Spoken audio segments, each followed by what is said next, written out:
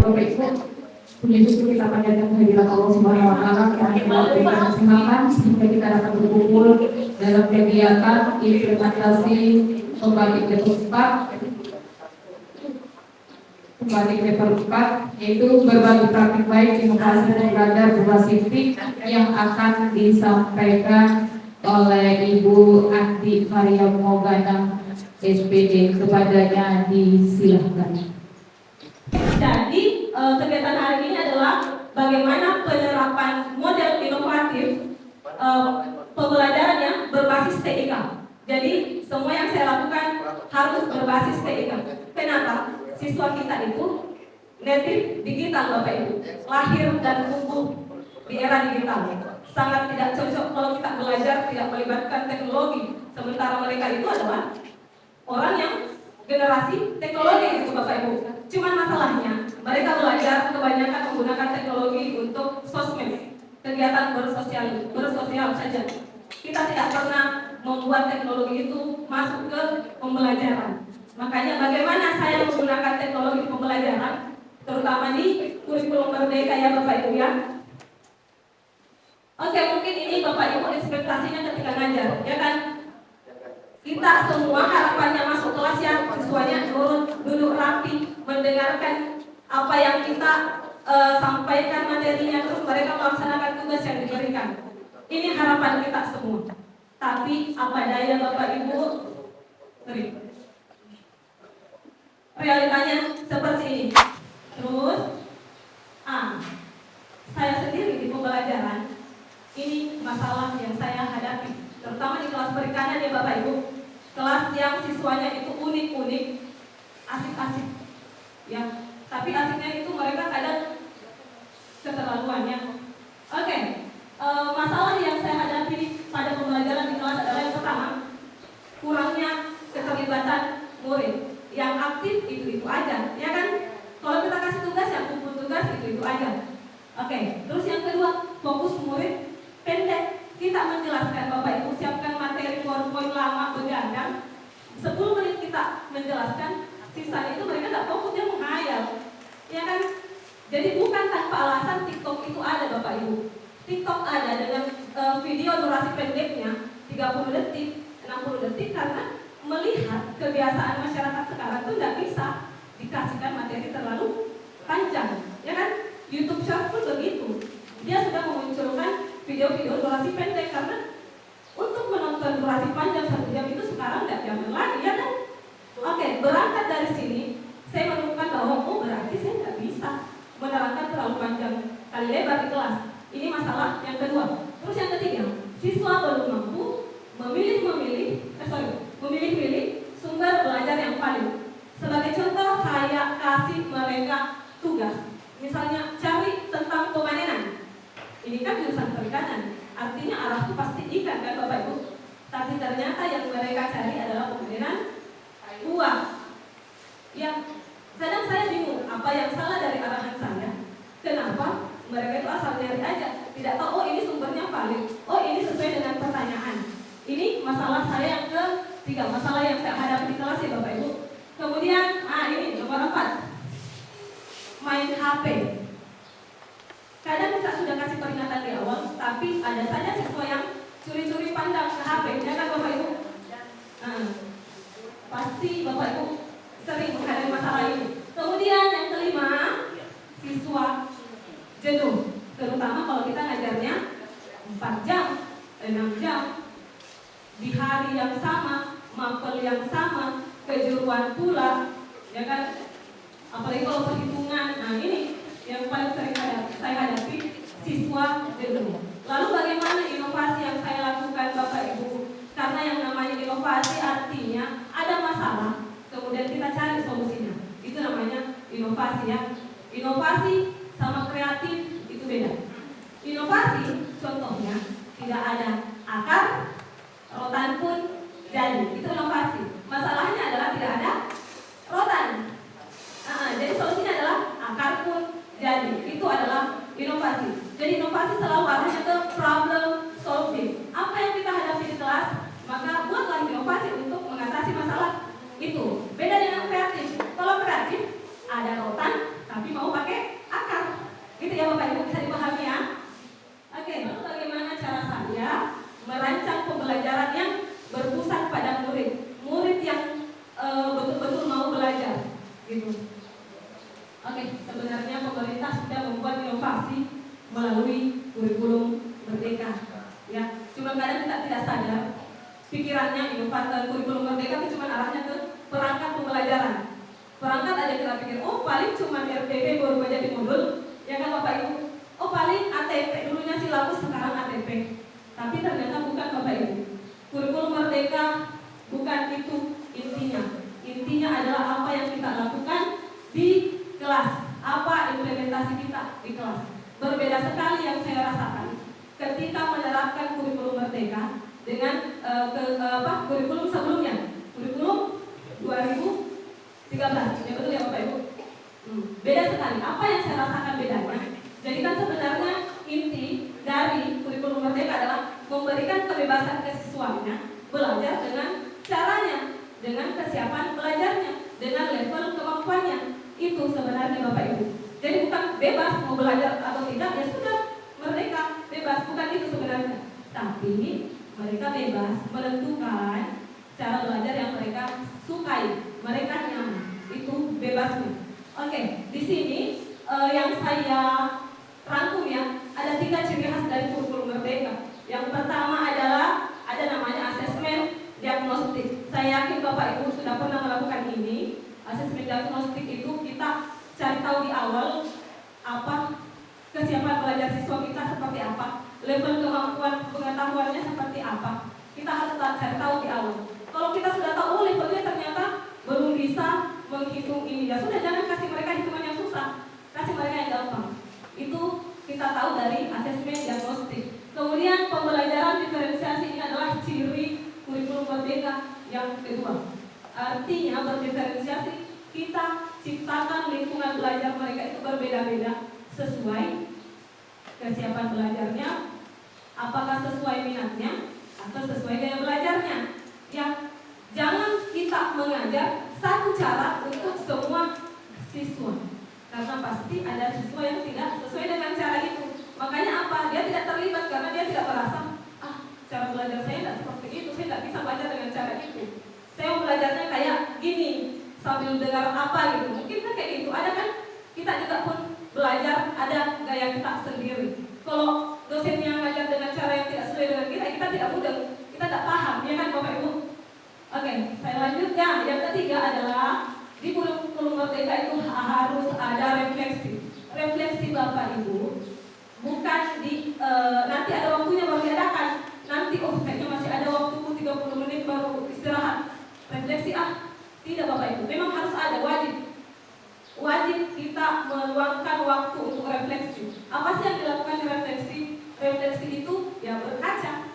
Siswanya berkaca, menulis. Dia kayak semacam diary ya Bapak Ibu. Dia sudah tahu apa sih pembelajaran itu, apa yang terus setelah dia tahu itu apa lagi yang mau dia tahu, terus apa lagi harapannya. Jadi dia sendiri menulis diary tentang apa yang sudah dia pelajari. Harapannya kalau dia menulis diary kayak gitu, jadi dia bangun sendiri ke pelajaran. Oh kayaknya berarti setelah saya tahu ini harusnya saya tahu ini kan. Itu sebenarnya ingin kita bangun dari pembelajaran kurikulum merdeka ini. Kemudian bukan cuma siswa Bapak Ibu yang melakukan refleksi, gurunya juga. Ketika kita melakukan pembelajaran metode ini, kita cek siswanya, kita baca refleksinya. Oh ternyata siswa tidak suka ya saya mengajar dengan cara seperti ini, ternyata mereka mengantuk atau apa. Itu kita jadikan refleksi untuk perbaikan di pembelajaran selanjutnya.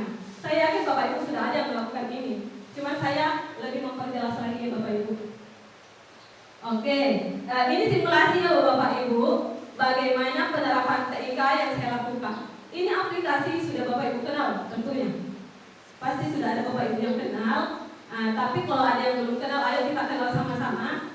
Kita naikkan dulu HP-nya ya Bapak Ibu. Kita simulasi bagaimana pemberian asesmen diagnostik pada siswa. Tapi Bapak Ibu yang lakukan, biar tahu apa bedanya penggunaan teknologi ini dengan cara biasanya.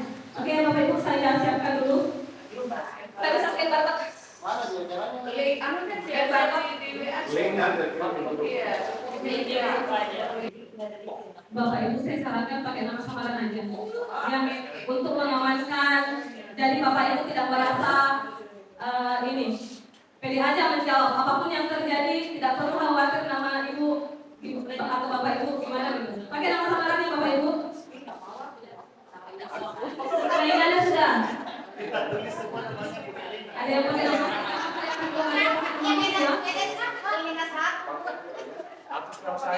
ada sudah RA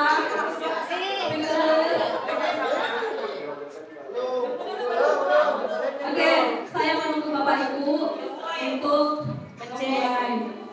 Pertanyaannya di atas, pilihannya di HP-nya. Cuman kalau kuisis ini, pertanyaan sama jawaban di HP semua. Yang kelihatan di sini cuma progres pekerjaannya. Siapa yang banyak wrong, siapa yang banyak benar. Cuma progres aja yang kelihatan di sini. Makanya saya sarankan nama samaran aja Bapak Ibu, biar Ibu pede aja jawab. Mau salah mau benar sesuai kemampuan Bapak Ibu. Ini kan cuma simulasi ya. Bagaimana penggunaan TIK ini? Oke, saya mulai ya Bapak Ibu. Oke, mulai sudah. Silahkan fokus ke HP-nya masing-masing, kerjakan sesuai kemampuannya Bapak Ibu. Selamat mengerjakan. Gampang kok kurikulum merdeka.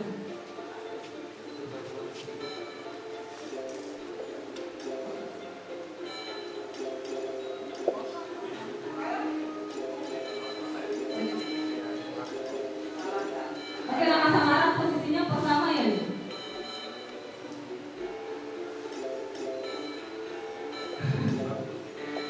Nama samarannya Pak Mus tapi Musnah. Oke, Akira posisi teratas disusul oleh nama samaran. Mawar tersenggol di posisi ketiga. Nah, siapa Mawar nih? Berjuang Kosovoras kah? Bunga. Oke, Akira tetap mempertahankan posisinya berapi-api pula. Sudah hampir selesai ya, oke. Ini Akira entah siapa? Saya tidak tahu.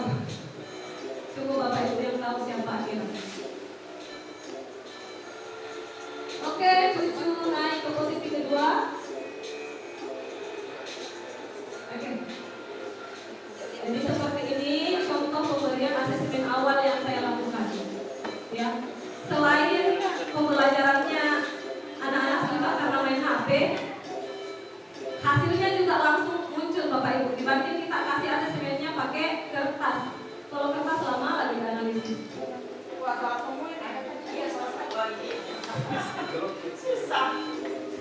Ibu, semoga setelah kegiatan berbagi hari ini jadi gampang menjawabnya. Terus Pak Abang pasti pertama. Ini cucu saya. Kalau jawabannya terima. Masuk tenang. Saya cucu.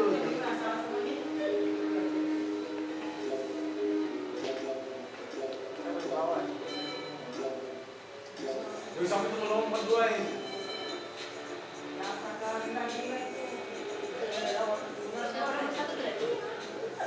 Oke, yang di atas sudah selesai, yang Mr. Smith sudah selesai. Ada yang sudah selesai Bapak Ibu? Sudah ya, aman ya. Bagaimana soalnya gampang? Jadi tes awal itu Bapak Ibu bukan untuk dituliskan nilainya di tugas, bukan untuk dituliskan nilainya di lembar penilaiannya Bapak Ibu, tapi untuk bahan informasi bagi guru. Oh, siswa saya belum tahu materi ini rupanya. Oh, siswa saya sudah tahu materi ini. Artinya ini dijadikan umpan balik untuk kita merancang pembelajaran. Saya yakin Bapak Ibu ada sudah yang tahu, cuman ini kan perlu penguatan. Oke, sudah semua? Oke, ini kan sudah kelihatan hasilnya. Masih ada di saya kan ini masih berjuang ya. Masih ada yang berjuang Bapak Ibu. Sudah tahu sih. Nah, biasanya ya Bapak Ibu ini kan ada hasilnya ya. Kelihatan siswa mana yang banyak tahu dan siswa mana yang belum tahu apa-apa. Kelihatan dari hasil ini Bapak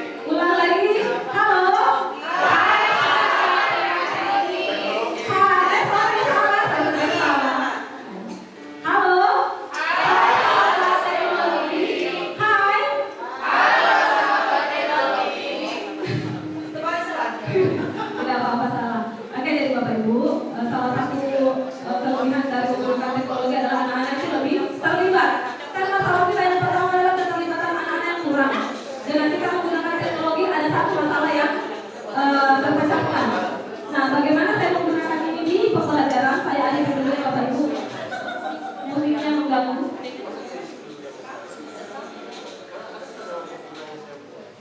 Saya akhiri karena itu. Oke, ini hasilnya karena langsung tampil di layar.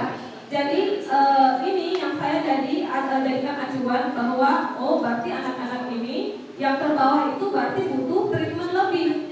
Mereka harus diberikan pembimbingan yang lebih dibandingkan kelompok yang posisinya teratas. Yang teratas bisa kita jadikan mereka untuk tutor ke temannya. Jadi saya lakukan ini asesmen awal. Kalau misalnya di kurikulum sebelumnya mana ada seperti ini Bapak Ibu, kita langsung aja ngajar tanpa tahu, ini sudah tahu sebenarnya apa. Terus ternyata ada yang belum tahu sama sekali, kita ngajar saja. Kita tidak memikirkan kesiapan belajarnya. Kelebihannya kurikulum merdeka ada ini, ya. Saya keluar dulu. Intinya hasilnya tadi itu yang kita gunakan acuannya Bapak Ibu untuk mengelompokkan mereka, untuk kasih mereka soal. Kelompok bawah jangan dikasih soal hot karena pasti tidak akan dikerjakan. Betul kan Bapak Ibu? Tidak mungkin mereka mengerjakan soal yang susah. Maka kita berikan mereka lembar kerja yang lebih mudah sesuai kemampuan kognitifnya, kemampuan otaknya.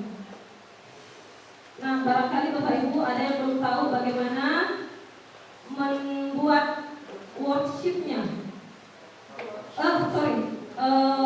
Mode kertasnya ya. Mode kertas dari ini misal jaringan lampu mati. Ini jaringannya. Oke, bisa nanti ya next ya Bapak Ibu di pertemuan lain. Saya lanjut aja. Yang jelasnya kelebihannya krisis ada mode kertas. Yang tidak semua aplikasi ada mode kertasnya. Krisis ada. Jadi membantu tidak semua siswa punya HP. Ya sudah kita siapkan mode kertas. Jadi yang tidak pakai HP kita satukan di satu posisi biar mereka itu tidak merasa sendirian. Jangan kumpulkan mereka sama yang pakai HP. Kumpulkan mereka dengan samanya, kasih mereka kertas untuk mengerjakan. Oke, seperti itu tadi. Ini bagaimana inovasi yang saya lakukan dengan semua masalah yang saya hadapi tadi. Ada 5 masalah yang saya hadapi di kelas. Lalu apa inovasi yang saya lakukan? Nah, mengenai kurangnya keterlibatan murid, nah solusinya ada kan di kurikulum merdeka dengan cara menerapkan pembelajaran berdiferensiasi. Kita sudah tahu berdiferensiasi itu ada 3. Bisa dilihat dari kesiapan belajarnya. Kesiapan belajar berarti sejauh mana pengetahuannya ya Bapak Ibu tentang materi, itu kesiapan belajar. Kemudian minatnya apa anak-anak itu? Apakah mereka minatnya menyanyi? Ataukah mereka minatnya presentasi atau diskusi? Pokoknya ini kita pilih salah satu aja ya Bapak Ibu. Kita tidak bisa menerapkan berdiferensiasi terus semuanya mau dibuat diferensiasi. Kita pilih salah satu aja. Kita lihat mana yang bisa kita terapkan di kelas. Apakah kesiapan belajarnya atau minatnya yang mau kita jadikan pembelajaran berdiferensiasi atau profil belajar. Profil belajar itu maksudnya kinestetika, audio atau visualnya Bapak Ibu. Biasanya kalau mengenai kesiapan belajar, maka yang kita lakukan diferensiasi itu di proses belajarnya. Misalnya yang belum siap, proses belajarnya berbeda dengan yang sudah siap. Yang mahir pasti proses belajarnya beda sama yang belum mahir. Itu ya.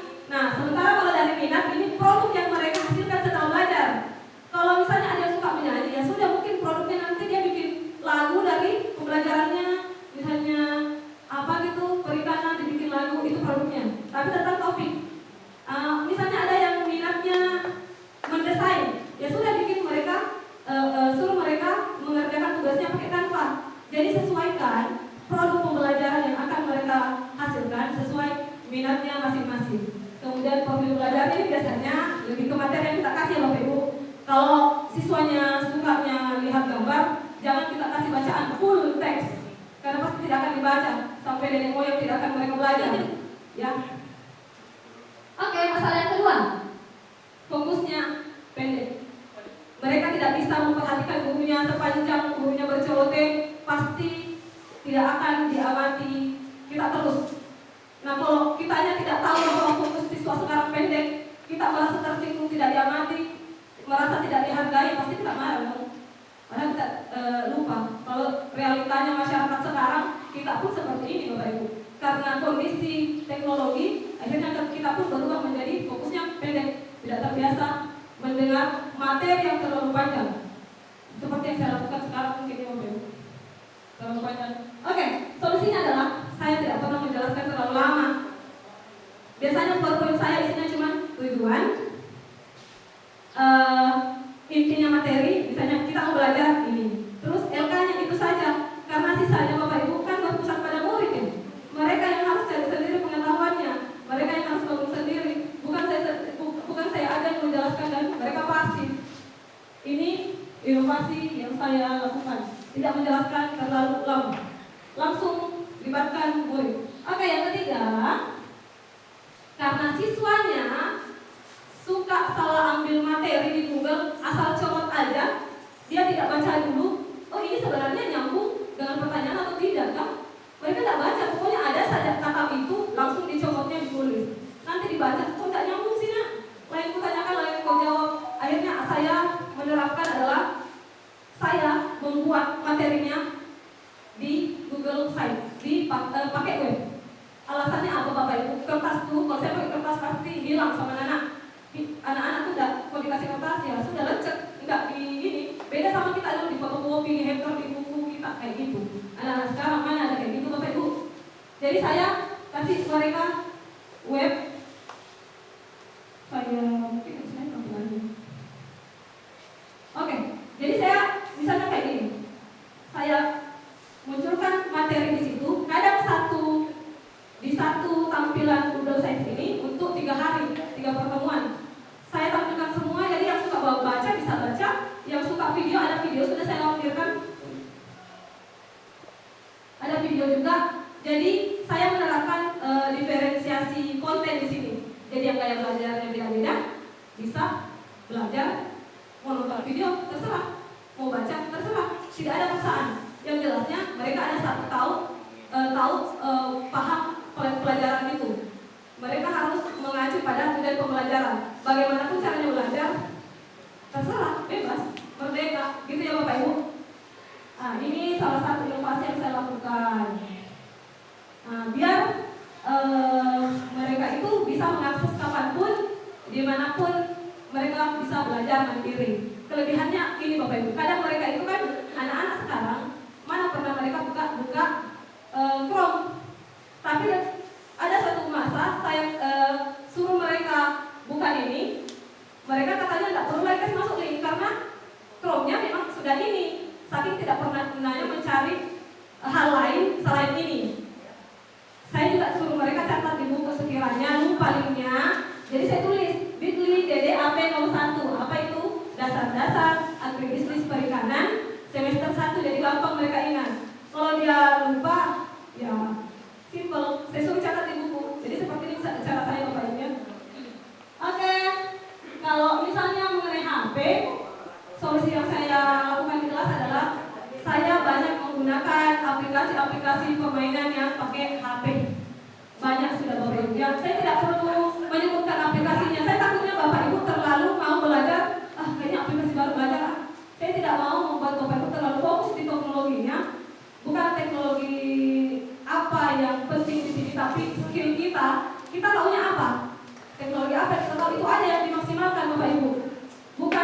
Bukan teknologinya itu canggih atau tidak yang penting, tapi skill kita bisa mengoptimalkan teknologi yang mana. PowerPoint pun kalau kita punya skill menampilkannya dengan cara terbaik itu berguna kok Bapak Ibu. Teknologi yang saya gunakan itu cuma senjata. Senjatanya ini sasarannya tepat atau meleset tergantung saya kan Bapak Ibu. Saya bisa menggunakannya. HP saya canggih. Tapi kalau saya tidak bisa menggunakannya mahal, ya percuma, tidak optimal penggunaannya. Nah, itulah kenapa saya tidak terlalu banyak menyebutkan teknologi yang saya gunakan. Karena Bapak Ibu bisa menyesuaikan dengan skill Bapak Ibu masing-masing ya. Intinya sebisa mungkin gunakan teknologi. Apa saja yang Bapak tahu. Oke, kalau mulai jenuh, kasihlah ice breaking. Tapi saya Bapak Ibu sebisa mungkin mengusahakan ice breaking yang saya lakukan adalah terkait materi. Biar bukan hahaha aja Bapak Ibu. Selain mereka hahaha, mereka juga tahu, oh iya saya lebih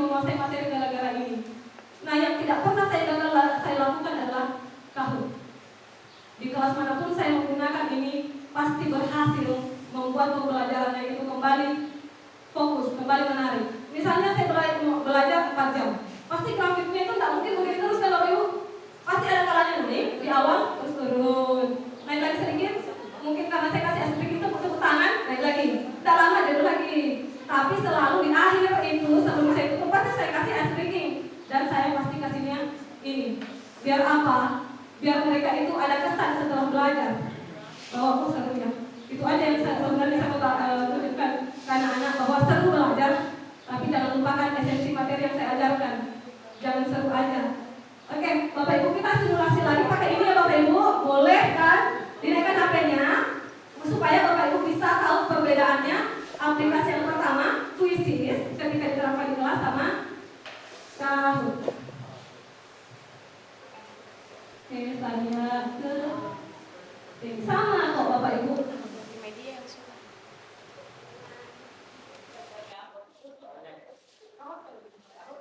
Semangat Bapak Ibu. Semangat. Kalau semangat karena di sini masih ini mau dilihat dulu semangatnya ini. Kita mulai seperti yang dikatakan tadi ya sebelum gimana grafiknya? Oh, Linknya ya. Ini intinya sama sih sama yang tadi, soal juga, cuma tampilannya beda dan experience di anak-anak juga beda.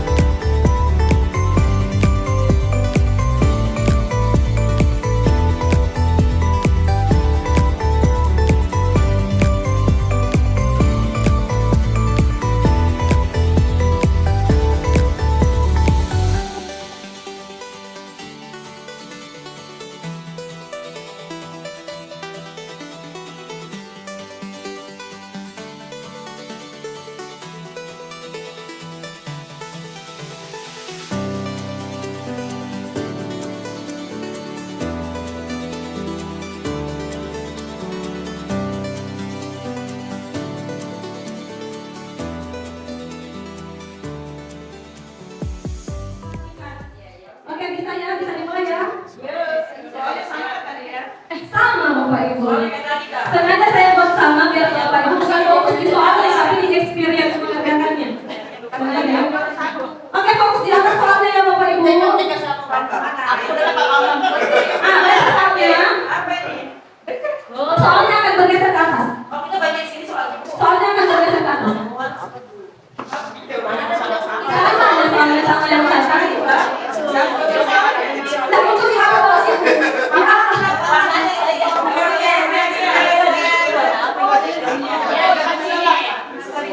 Oke.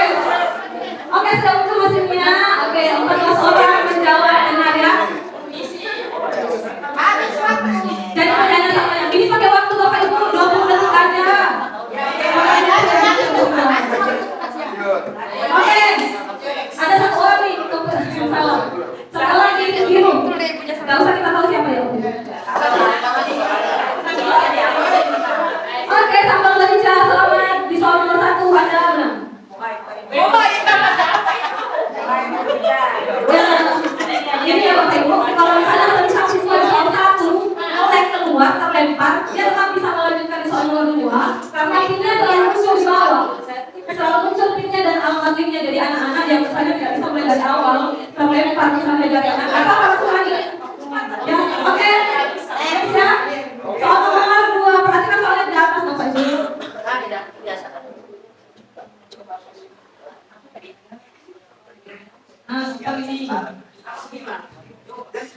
Asesmen untuk 4 balik ya. Bukan untuk ditulis di rapor. 4 balik aja untuk gurunya. Oke, banyak yang atas. Artinya Bapak Ibu sudah banyak yang menerapkan ini di kelas. Yang nomor 3 ini asesmen nasional, itu biasanya kan AMD kayak gitu. Aduh, tersenggol sama bekerja, tergantung dari nyala. Oke, next. Oh, dia juga. Juga siapa yang bisa? Oke, nanti apa soalnya?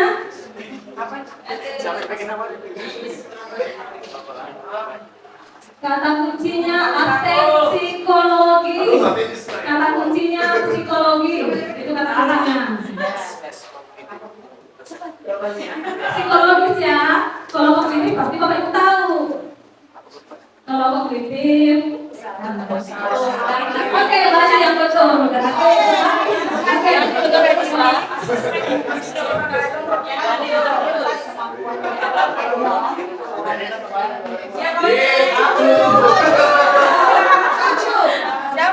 Melatih, siap-siap melatih.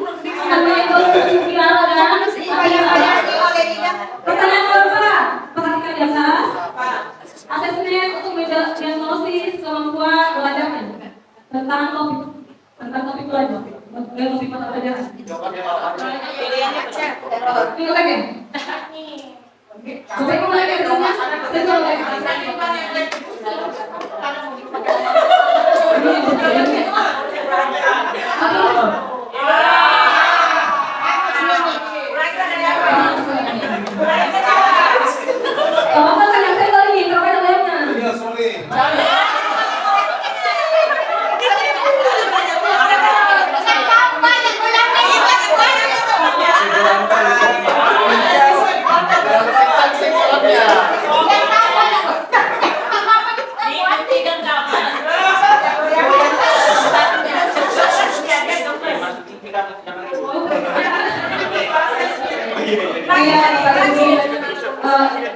Belum Bapak Ibu, belakangnya mungkin akan langsung di YouTube Bapak Ibu. Oh, kenapa beda itu?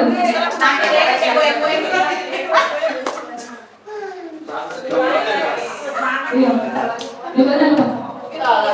Kalian dulu baru sama kami. Jelas dari awal.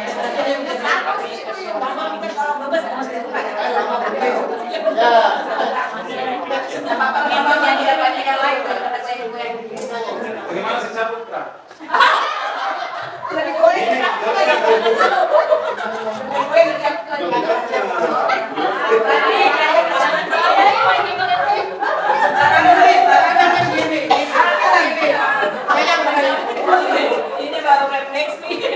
Bagaimana di HP Bapak Ibu masih?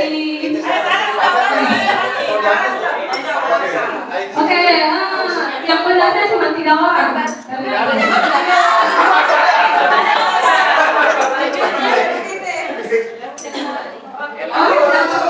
Karena banyak yang salah, jadi posisinya tidak berubah. Banyak yang salah. Oh, banyak yang jawab. Oke, pelaksanaan. Oke, kecuali coba ingat apa yang saya tuliskan di atas. Saya tidak ambil statementnya, saya jelaskan.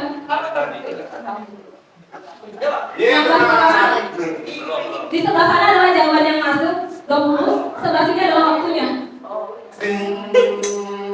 Cucu masih di atas. Oke, banyak yang betul ya.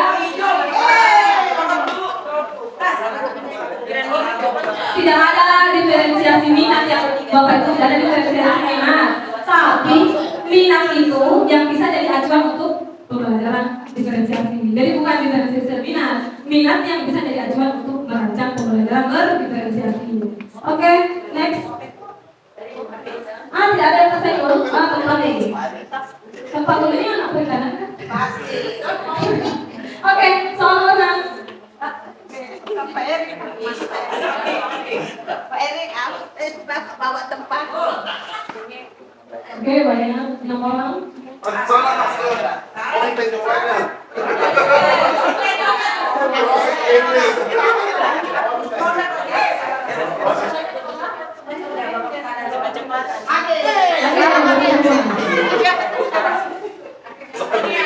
Yang penting dulu ya. Ini jujur salah nggak? Mulai dari salah. Oh salah. Tidak salah kok, salah sekali. Udah salah ngomong dia pada benar. Oke, pertanyaan ke-7. Sesuai dengan kebutuhan dan minat. Kalau sesuai dengan kebutuhan dan minat, ada apa namanya apa? Pembelajaran kami itu akan sampai dulu. Ini kalau ada yang salah, baru salah pencet ya? Iya. Ada yang salah pencet. Dianggap salah pencet. Oke. Ada 2 orang salah pencet. Pembelajaran mendalam salah pencet, pembelajaran berwarna salah pencet. Yang penting dari ini terlalu terburu-buru. Oke, pertanyaan terakhir. Naila cucu. Ya. Next ya. Pertanyaan terakhir. Refleksi.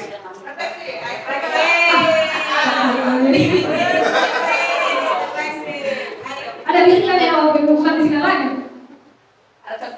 Langsung banyak menjawab. Belum masuknya langsung 27 orang menjawab.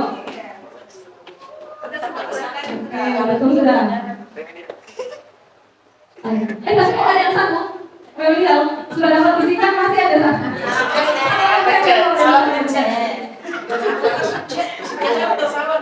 Oke, siapakah yang menunggu podium? Ini ada hadiahnya ya Bapak Ibu. Siapa ini?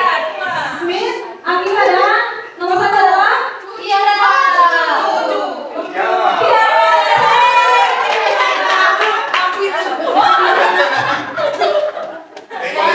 Hadiahnya untuk Tiara nanti bisa diambil di kantin uang sendiri ya. Hadiahnya adalah ilmu yang bermanfaat. Hari ini ilmu aja. Oke, dari Bapak Ibu. Jadi itu tadi ya bedanya penggunaan kuisis sama Kahoot. Jadi kelihatan ya Bapak Ibu beda pengalamannya, beda rasanya ketika seorang siswa. Kalau kuisis enaknya ngasih tes aja, sedangkan kalau Kahoot lebih ke seru-seruan, tapi anak-anak juga belajar sambil teman. Oke, Bapak Ibu.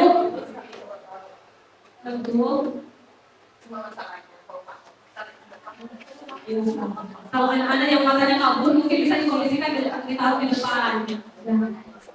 Oke, saya menutup apa yang saya sampaikan hari ini karena sebenarnya yang melatar belakangi Pak Menteri Nadiem Makarim melakukan inovasi pada kurikulum adalah dari Bapak Pendidikan Nasional. Terinspirasi dari quotes-quotesnya beliau bahwa pendidikan adalah menuntun segala kekuatan kodrat yang sudah ada pada anak-anak. Jadi semua anak-anak sudah punya bakat masing-masing. Ya Bapak Ibu, sebagai manusia maupun anggota masyarakat sehingga bisa mencapai keselamatan dan kebahagiaan setinggi-tingginya. Ini ada tujuan pendidikan selamat dan bahagia. Kalau kita belajar, sebisa mungkin diarahkan anak-anak untuk menyadari sendiri tujuan dia berada di tempat itu dan mempelajari mata pelajaran yang kita sampaikan apa sebenarnya, apa maknanya bagi hidup mereka.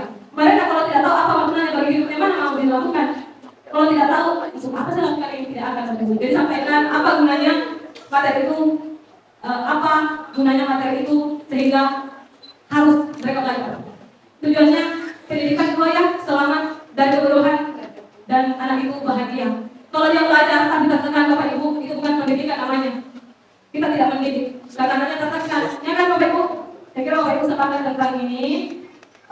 Terima kasih Bapak Ibu telah mau mengikuti kegiatan berbagai yang saya lakukan. Ini sifatnya sharing.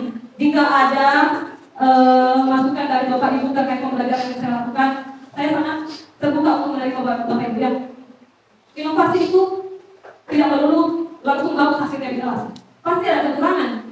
Dan kekurangannya, misalnya kita terapkan inovasi ini, ternyata ada kekurangannya. Kita perbaiki aja Bapak Ibu. Saya sering kali kok dapat kekurangan ketika menerapkan TIKU sebenarnya ini. Ya sudah, saya refleksi dan melakukan perbaikan ke depannya. Setidaknya kita bisa mencarikan solusi dari masalah kita di awal. Yang jadi masalah kalau kita tahu ada masalah, tapi kita tidak cari solusi, cuek aja, yang penting saya kerja. Tapi jujur saya, Bapak Ibu, saya prinsipnya kayak gini. Saya dibayar pemerintah, tugasnya untuk apa? Untuk mendidik. Saya adalah ujung tombak pendidikan. Maka ketika saya tidak bergerak, maka sia-sia pemerintah bayar saya, jadi saya yang saya makan tiap bulan itu yang saya bawa ke diri saya ya Bapak Ibu, bersama Bapak Ibu seperti apa. Tapi saya seperti itu, makanya saya selalu berusaha memperbaiki kualitas pembelajaran saya di kelas. Apalagi saya menerima sertifikasi, lebih beban dan lebih besar beban saya di pembelajaran. Sertifikasi kan itu tugasnya memperbaiki pembelajaran ya Bapak Ibu. Jadi itu saja, saya dapat uang dari pemerintah ini bukan asal kasih uang untuk saya foya-foya, tapi pemerintah kasih saya ini untuk saya membeli fasilitas, saya memperbaiki kualitas pendidikan, dan saya bukan cuma melakukan ini sendiri, saya tidak bisa melakukan ini sendiri Bapak Ibu. Saya butuh Bapak Ibu untuk bergerak bersama. Siswa yang kita ajar banyak. Kalau cuma 1-2 orang guru yang bergerak, mana mungkin Bapak Ibu bisa? Kan tidak mungkin kita bisa memperbaiki kualitas pendidikan kalau cuma 1-2 yang bergerak. Butuh kerjasama kita semua Bapak Ibu. Jadi saya ajak, ayo mari sama-sama kita lakukan inovasi pembelajaran. Mau berbasis TIK atau tidak, sesuai kemampuan Bapak Ibu. Kalau ada TIK-nya, lebih bagus lagi. Teknologi itu banyak macam, bukan cuma IT.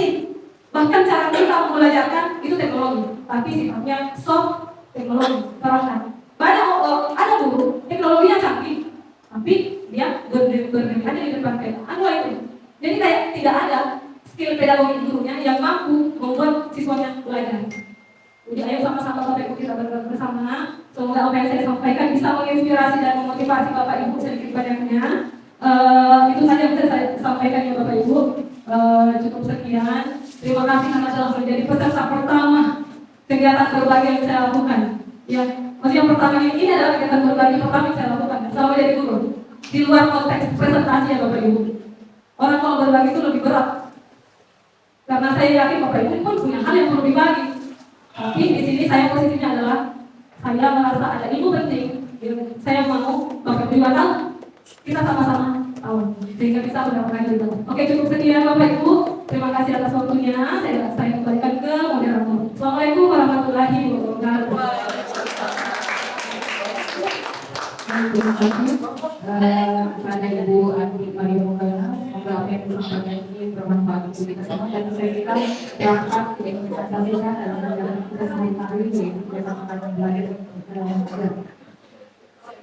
Baiklah Bapak Ibu, sebelum saya menutup kegiatan ini ada beberapa hal yang perlu kita simak dan kita pahami bersama bahwa dalam proses pembelajaran itu kita bisa menerapkan proses pembelajaran yang berdiferensiasi, yaitu menggunakan aplikasi-aplikasi yang bisa membangun semangat siswa untuk belajar dan mari kita perbaiki kualitas pendidikan untuk mencerdaskan kehidupan bangsa karena kita merupakan ujung tombak. Ya, demikianlah pemaparan dari Ibu Andi Maria Mogana. Semoga apa yang disampaikan bermanfaat dan